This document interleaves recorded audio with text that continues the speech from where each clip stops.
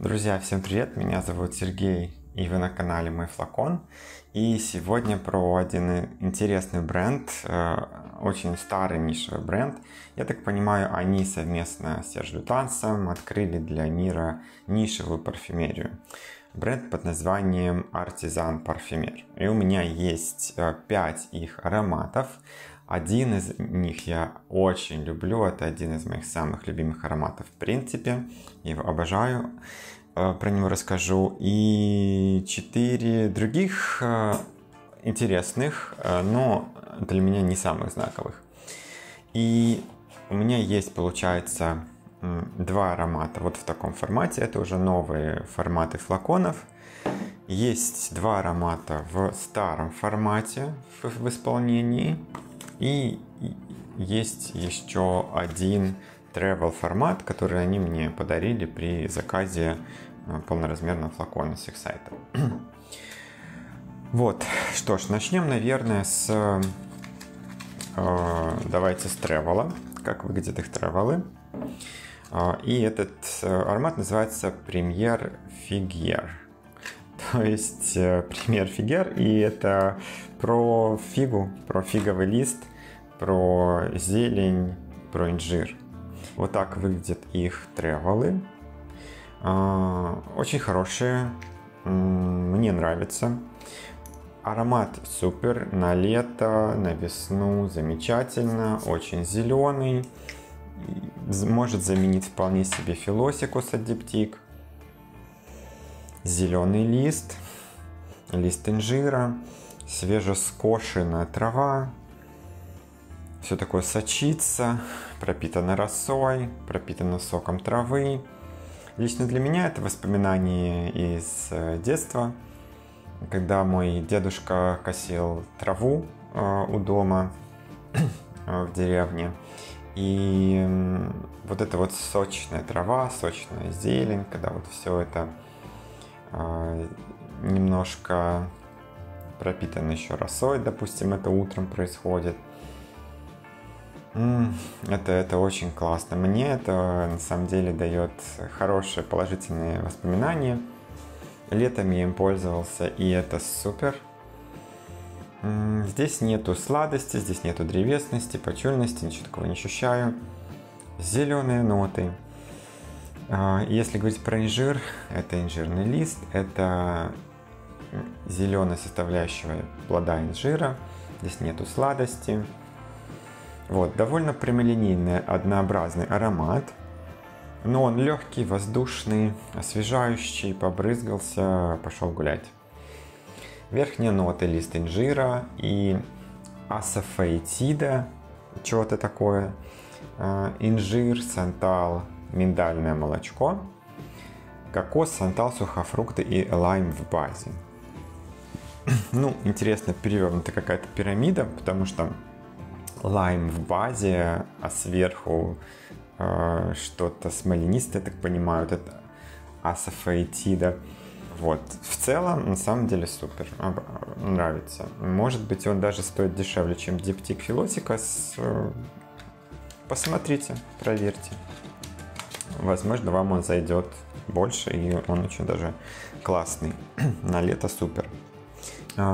Merchant Loop. Кто-то мне говорил, что это один из любимых ароматов когда-то Penelope Cruz. Такие коробки. Такой вот у них флакон. Наверное, более красивый, чем современный. Такой он прям черный, весь какая-то ниша, немножко этикетка кривоватая, как по мне. Вот это, наверное, лучше смотрится. Тут такие впадинки. И здесь есть, ну, не видно, конечно, будет, но здесь есть тоже надпись на стекле, сделана очень красиво. Насколько я знаю, это не самый старый вариант. Это уже был второе поколение переоформления их флаконов. А еще был первый вариант, он был прям совсем роскошный, насколько я помню. Вставлю вот где-нибудь, действительно ли это так, посмотрите. Вот, Merchant Loop. Для меня это очень сложный аромат. Насколько я помню, переводится это как «злой волк», «злая волчица». На блотере и старт у него рисковатый, но на коже он ложится очень нежно, очень аккуратно. Ну, давайте разнюхивать. Merchant Loop. То есть я здесь чувствую какие-то сухофрукты, что-то ореховое, что-то кисленькое, какие-то цветы, какие-то смолы и древесину.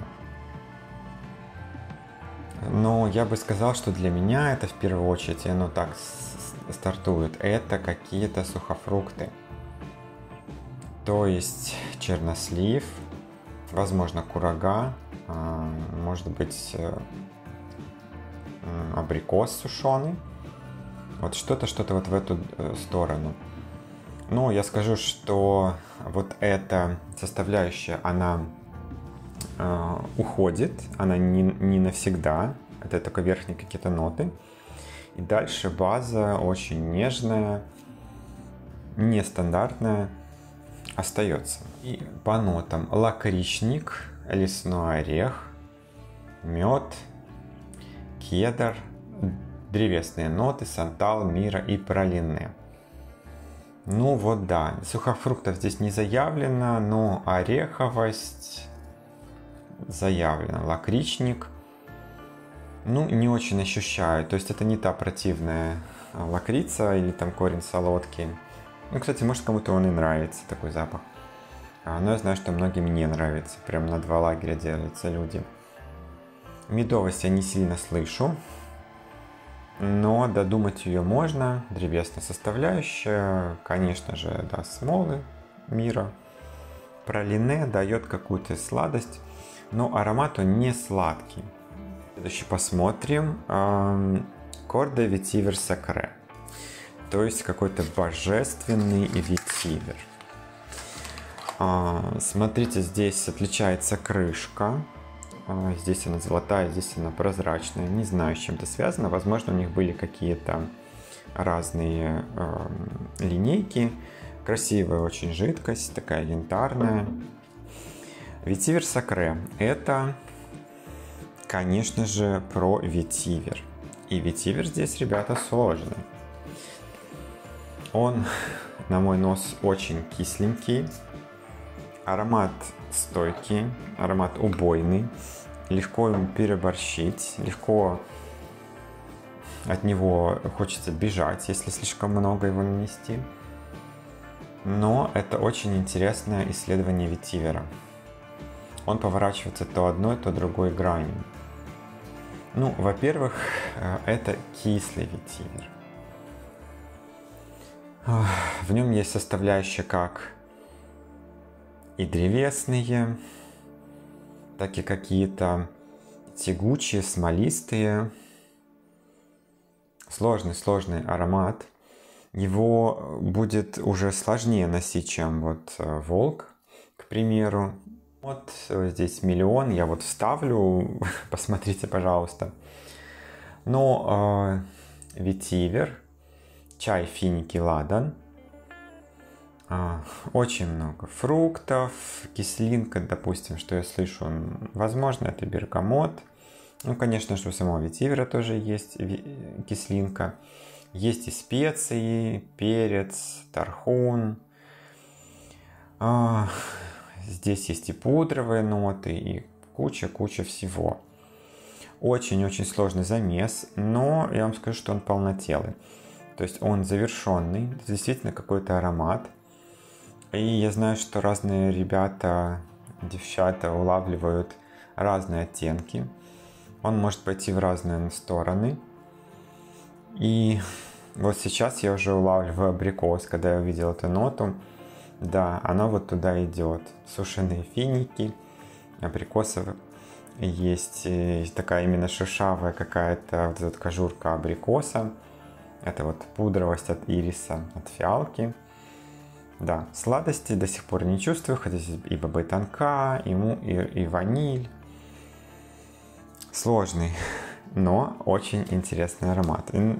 Интересный, пользуясь ли вы им? Расскажите, пожалуйста. Может быть, какими-то другими?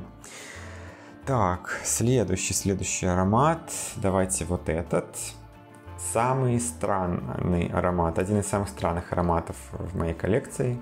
Банана. То есть банановый аромат. Как часто вы вообще видели ноту банана в ароматах? Носите ли вы что-то подобное? Это действительно очень странный аромат, реально нишевый. Кстати, крышки здесь у них тяжеленные, прям металлические. Но здесь не только банан, здесь еще и лист банана. Старт, конечно, очень смешной. Он такой банан, прям реально, когда вы почистили банан, и вот запах вот этой мякоти банана, бананового пюре, и он какой-то немножко шелковистый, будто бы еще какие-то пудровые оттенки. Но также есть еще и составляющая бананового листа. Либо, когда вы бананы покупаете, они зеленые, и вот эта вот зеленуха от бананов, она и сладкая, и банановая. И еще вы зелень чувствуете, что она там недозрелая. Вот что-то туда. В общем, в носке аромат на самом деле не такой прямолинейный. То есть здесь не только банан, что вы попшикались и будете пахнуть бананом и больше ничем. А здесь будут играть разные грани. Конечно, зеленая составляющая. Также будут примешиваться какие-то здесь цветочки. Постепенно она будет раскрываться. Конечно, аромат от сладкий, уже по сравнению со всем с тем остальным, что я пользовался. И то, что сейчас мы обсуждали. Очень специфический. Если вам интересен банановый аккорд, вам очень нравится этот фрукт, или что это? Семечки, это что? Я не знаю, расскажите мне, что такое банан вообще? И стоит посмотреть. Это парфюмерный банан. То есть это не прям ниша экстремальная, но не каждый захочет это носить. Так.